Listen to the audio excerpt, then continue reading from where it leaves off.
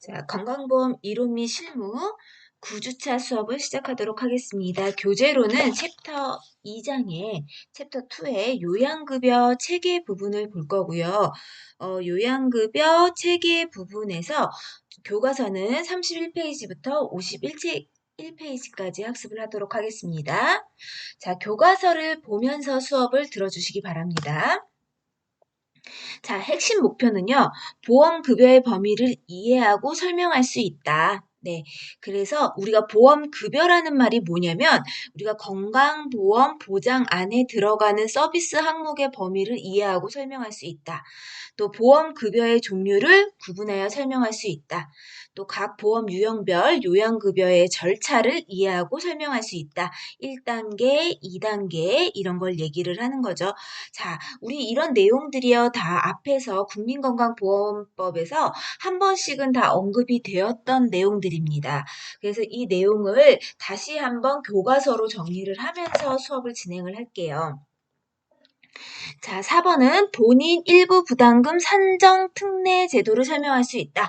자, 그러면 산정 특례 제도라는 거 키워드 거고요. 본인 부담 상한제. 예, 본인 부담, 본인이 내는 돈의 상한 금액이 있다라는 거. 외래 경증 질환 약제비 본인 부담 차등제. 그리고 의료급여제도의 개요와 의료급여 범위. 그래서 여기서부터는 뭐예요? 의료급여와 관련되는 내용이죠. 자, 그 다음에 의료급여의 진료 절차, 의료급여, 입원 본인부담금, 외래 본인부담금 이렇게 해서 수업을 진행하도록 하겠습니다. 자, 요양급여 체계는 우선은 1.1에 나오는 보험급여에 대해서 정의를 명확하게 알고 가도록 하겠습니다.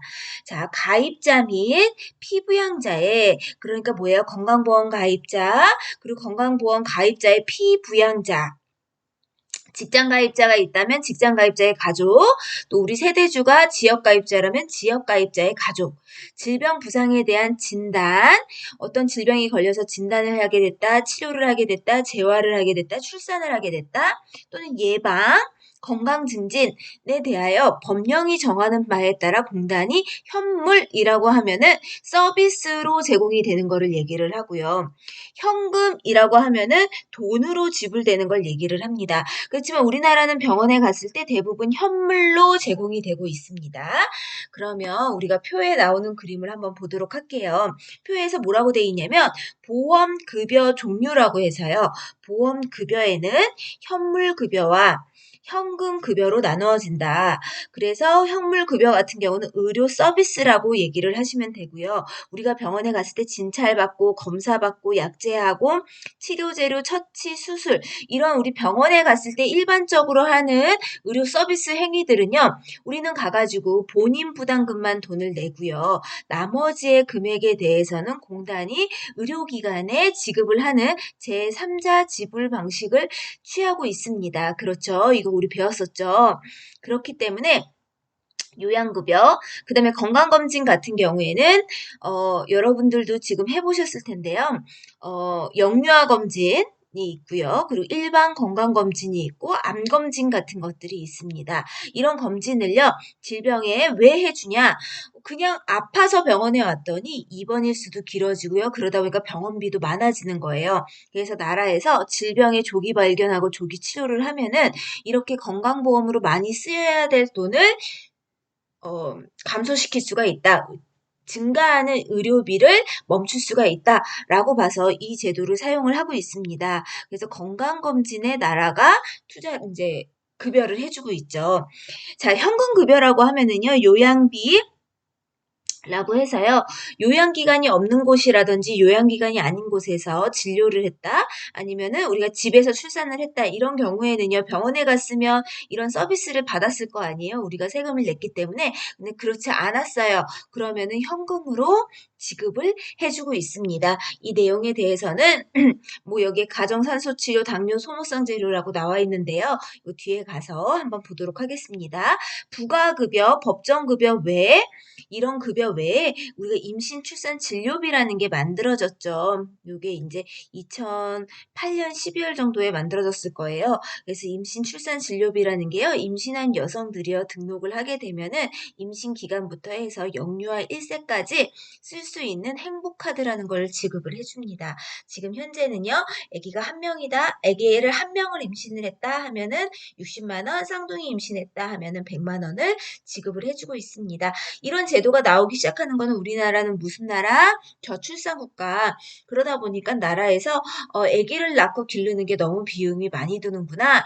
그래서 이런 임신 출산 진료비 비용을 지원을 해주는 방안을 만들었습니다. 자, 장애인 보장구 급여비라고 그래서요. 이건요, 장애인이요, 휠체어를 빌렸다. 이런 경우에 이 휠체어 비용에 대해서 급여를 해주는 거죠, 현금으로. 내가 빌리면서 돈을 냈어요. 환자가 돈을 냈습니다. 그럼 요거를 청구를 하면은 이 돈을 다시 계좌에다 입금해주는 방식이 현금 지급 방식입니다. 자, 요양급여에 속하는 것들은 무엇이 있느냐? 이거는 우리 법조항에서도 나왔었어요. 진찰검사, 약제치료재료의 지급, 처치수술, 예방재활, 입원 간호, 이송 이런 것들이 보험급여에 속하게 된다. 그럼 건강검진 한번 보도록 하겠습니다. 건강검진은요, 일반 건강검진이 있고요, 암검진 있고, 영유아 건강검진, 학교 밖 청소년 건강검진 이런 것들이 있는데 일반 건강검진은요, 직장가입자, 세대주인, 지역가입자, 만 40세 이상의 지역가입자, 피부양자, 사무직은 2년마다 1회, 비사무직은 1년 1회 이상. 이렇게 되어 있습니다. 우리가 직장에 취업을 하게 되면 여러분들도 나라에서 건강검진이 날라올 텐데 사무직에서 일을 하게 되면은 2년마다 1회지만 비사무직이어서요. 뭐 이렇게 생활, 그러니까 앉아서 일하는 직종이 아니라 영업이라든지 아니면 판매직이라든지 이런 경우에는 비사무직으로 봐서 1년에 1회 이상 하도록 하고 있고요. 병원에서도요, 특수 기사들은요, 자주 우리가 뭐 3개월에 한 번 정도는 방사선에 혹시 노출되진 않았는지를 검사를 하고 있습니다. 요거는 이제 특수 기사들에 한한 겁니다. 자, 영유아 건강검진은요, 태어나서 생후 4개월부터 71개월까지요, 엄마가 이제 문진이라든지 아니면은 여러 가지 진찰, 건강교육, 교육도 해주고요, 구강검진도 해주고요, 가서 상담도 받고요, 아이가 제대로 이제 잘 성장을 하고 있는지, 이런 것들을 검사를 하고 있습니다. 자, 학교 밖 청소년 건강검진이라는 건 9세 이상에서 18세 이하 학교를 다니지 않는 청소년을 대상으로 3년마다 해주고 있고요. 이거는 우리가 학교에서 했을 때 학교 검진처럼요. 일반적인 검진, 또 감염성 질환 검진, 확진 검사 이런 것들을 진행을 하고 있습니다. 자, 요번에는요. 우리가 암검진에 대해서 한번 볼 건데 우리가 암검진은 요번에 잘 기억을 하도록 합시다. 위암, 대장암, 간암, 유방암, 자궁경부암, 폐암 요렇게 6대 암에 대해서 검진을 하고 있고요. 우리가 보면은 암, 위암 40세 이상, 유방암 만 40세 이상 여성은 2년마다 시행을 하고 있습니다. 2년마다 시행한다. 남녀 증상 없이 2년마다 1회 시행한다. 이렇게 되어 있어요. 그 다음에 간암은 조금 다르기 때문에 나중에 볼게요. 자궁경부암은 만 20세 이상. 여성은 2년마다 시행을 하도록 하고 있습니다. 자궁경부암 같은 경우에는 우리나라가 발생률이 높은 편이기 때문에 지금 만 20세 이상 실시를 합니다. 유방암은요, 발생률 증가율. 그러니까 자꾸 우리나라가요, 다른 나라에 비해서 아직까지 발생률이 높은 건 아니지만 발생하는 증가율이 굉장히 빠른 속도로 증가를 하고 있다고 해요. 그래서 증가율 자체만 봤을 때는 세계 1등이라고 합니다. 여성 생식기암에서는 자궁경부암이 많기 때문에 만 20세 이상 여성부터 실시를 하고요. 그 다음에는 우리가 대장암은 만 50세 이상 남녀에게 분변 자멸 검사를 받은 후 양성 판정자는 대장 내시경까지 해주고 있습니다. 자, 간암은요, 만 40세 이상이지만 얘네들은 다 해주는 게 아니라 고위험군. 하반기에 6개월마다 시행을 한다. 근데 남녀 중에서 간암 발생 고위험군에게 해당이 되는데 고위험군이라고 하면은요, 우리가 간경변증이 있다, B형 간염 바이러스가 있다, 또 C형 간염 바이러스 있다, 이런 만성 간질환 가지고 있다. 과거 연도에 일반 건강검진에서 헤파타이티스 B 바이러스 안티젠이 포지티브였다. 항원이 있었다. C형 바이러스 항원이 있었다. 이런 경우 그러니까 약간 의심 환자에 대해서 해주는 게 그러니까 고위험군, 암이 걸릴 수 있는 고위험군을 대상으로 해주고 있습니다. 자, 그 다음에 폐암은요. 폐암은 이제 최근에 생겼는데요. 만 54세에서 74세 이상 남녀 중 폐암 발생 고위험군에 해당하는 사람한테 2년마다 시행을 하는데 국가 건강검진과 금연 치료 지원 사업의 문진표 자료 중 30년 이상 흡연 경력이 현재 흡연 경력이 30년 이상 있고 현재 흡연자인 사람은 만 54세에서 74세 이상의 폐암 검진을 우리가 해주고 있습니다. 자, 그 다음에는요, 요양비에 대해서 보도록 하겠습니다. 요양비라는 건 뭐냐면요, 요양급여에 상당하는 금액을 지급을 하는 거다라고 되어 있는데, 이게 뭐냐면은요, 우리가, 지금 뭐, 당뇨 환자예요. 당뇨 환자에서요, 인슐린 주사라든지 펜을 사러 가야 돼요. 인슐린 주사를 해야 된다? 뭐, 이런 것들을 해야 돼요. 뭐, 혈당 측정을 해야 된다?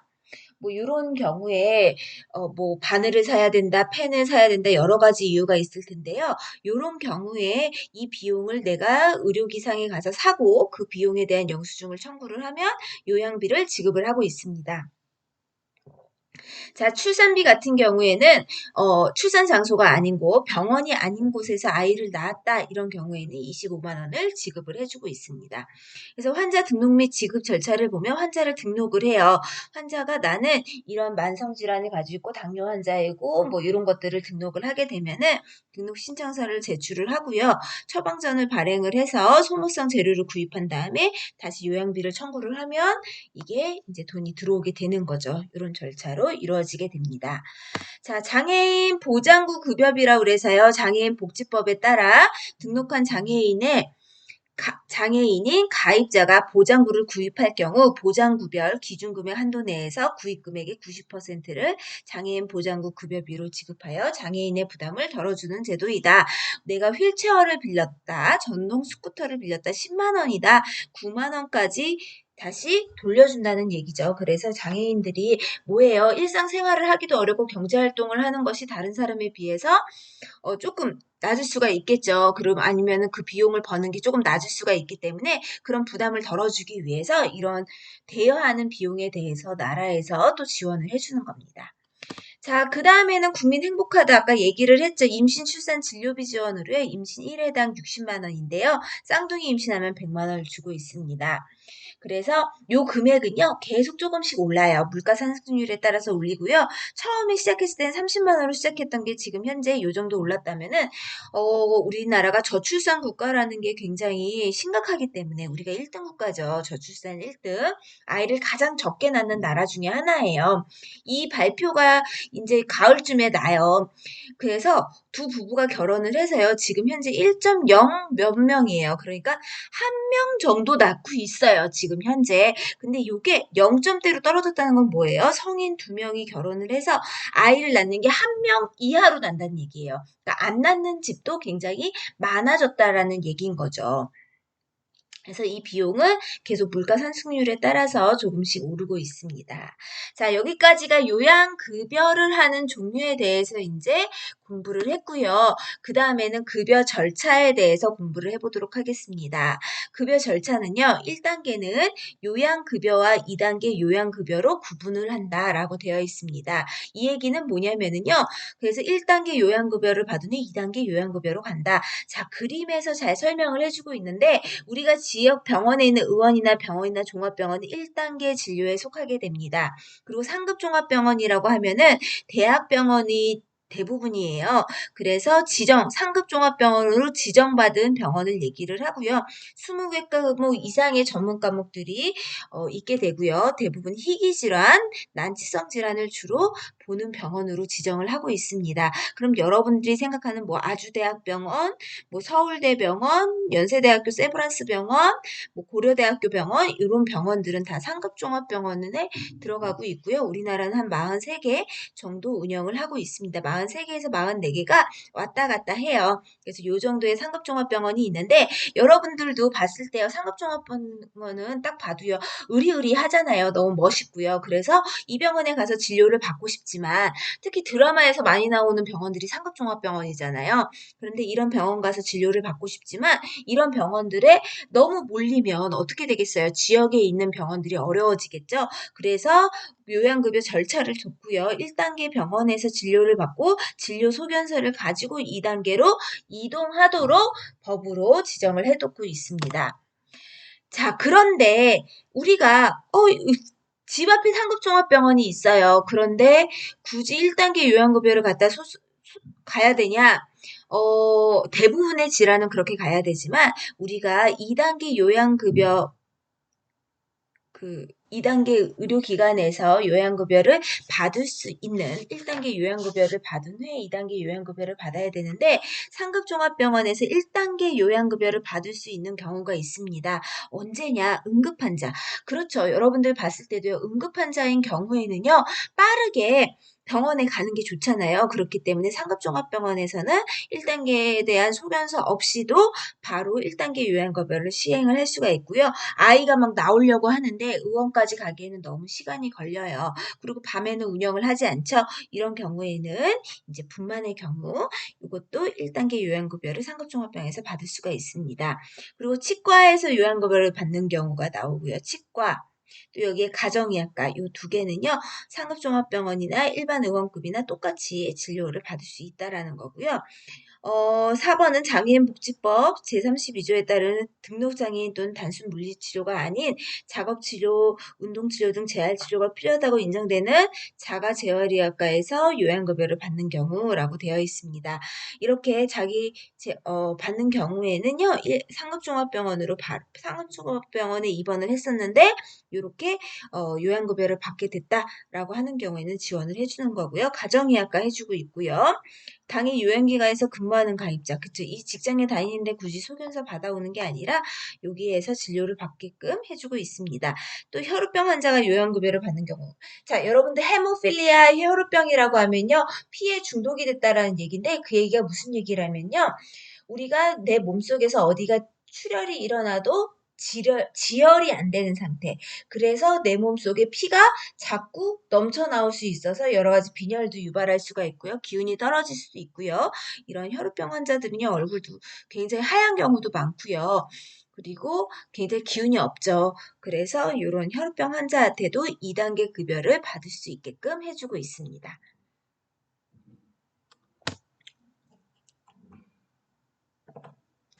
자, 의료급여의 요양급여 절차를 보면은요, 의료급여 수급권자가 의료급여를 받고자 하는 경우에는 의료급여법 시행규칙 제3조의 규정에 따라 먼저 1차 의료기관, 제2차 의료급여라고 해서요. 생활 수준이 어려운 사람, 경제소득이 낮은 사람 이런 사람들을 모아가지고 우리는 건강보험법이 아닌 의료급여법에 의해서 모든 혜택을 받고 있습니다. 그래서 이 사람들 같은 경우에는요. 1차, 2차, 3차라는 병원 기관이 있고요. 제1차에서 의료급여를 받고 2차 기간인 뭐 종합병원으로 가고요. 제3차 상급종합병으로 이동할 수 있는 순서를 가지고 있습니다. 자, 그런데 2차, 3차 의료급여 기간에서 1단계 의료급여를 받을 수 있는 경우도 있겠죠. 아까 전에 나온 것처럼요. 건강보험 환자가 1단계에서 2단계로 가지 않고요. 2단계에서 바로 받을 수 있는 경우 이것도 마찬가지로 2, 3차가 아니라 1단계에서 바로 받을 수 있는 경우는 응급환자 당연히 해야 되고요. 분만 들어오고요. 희귀 난치성을 가진 자가 의료급여를 받는다. 그러니까 난치성 질환자. 이런 경우에는 V코드를 해주고요. 장애인 복지법에 따라서 장애인 보장료를 지급받고자 하는 경우, 단순 물리치료가 아닌 작업치료, 운동치료, 재활에 치료가 필요하다고 인정되는 자가 재활의학과에서 의료교를 받고자 하는 경우라고 되어 있어요.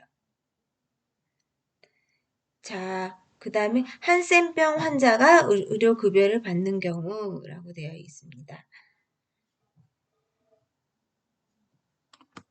네, 의료급여, 요양급여 절차를 보면은요, 우선은 의원급이 1차 기관이 되고요. 의원급이 1차 기관이었는데, 좀 전에는 만 8세 미만이었다면 개정이 되면서 15세 이하 모든 아동으로 바뀌었고요. 등록장애인에서 등록장애인인데 장애인 구강센터를 이용한 경우라고 이제 얘가 나오고 있습니다. 그래서 여기가 1차 의료기관, 2차, 1차에서 끝나고 병원 및 종합병원에 가봐라 이럴 수도 있고요. 병원 및 종합병원, 장애인 구강센터 이렇게 가볼 수가 있고요. 그 다음에는 상급종합병원, 상급종합병원, 상급종합병원 그리고 장애인 구강센터 이렇게 해서 3차 의료기관으로 나눠지게 됩니다. 네. 자, 산재 및 자동차 보험료에 대해서 보도록 하겠습니다. 산재라는 거는요, 근무 중 재해를 입었다. 내가 직장을 다니면서 뭐 어딘가에 다쳤어요. 그럼 산재 지정 의료기관에서 진료를 받아야 하며, 소송사업자 재해 발생 경위, 해당 재해에 대한 주거학적 소견, 그 밖에 노동부 영어로 정하는 사항을 작성한 요양급여 신청서를 해당 근로복지공단에 신청을 해라. 그래서 왜 다쳤는지 이런 내용들을 명확하게 전달을 해달라. 자, 자동차 보험 같은 경우에는요, 자동차 보험 가입자가 은행 중 사고를 당하였을 경우는 별도의 진료체계 없이 각 보험사의 진료비 지급 보증에 관한 의료기관이 진료 후 건강보험 심사평가로 진료비를 청구한다라고 되어 있습니다. 우리는 병원에서 그냥 혜택을 받고 나갔으면요, 그 보험자가 직접 병원으로 전달을 해주고 병원에서 병원이 아니라 그 의료기관으로 이제 바로 이제 진료를 해주는 게 자동차 보험료죠. 그 다음에 이제 보험회사에서 다시 돈을 달라고 하면 그때 이제 돈을 지급하게끔 하고 있습니다. 자, 보훈환자 진료체계라고 하면 국가유공자죠. 국가보훈 대상자들에 대해서 하고 있고요. 선정 기준은 100% 중에 30에서 90%까지 지원을 확대하고 있습니다. 지원을 하고 있습니다. 네. 여기까지 하고 2차 시 수업을 시작하도록 하겠습니다.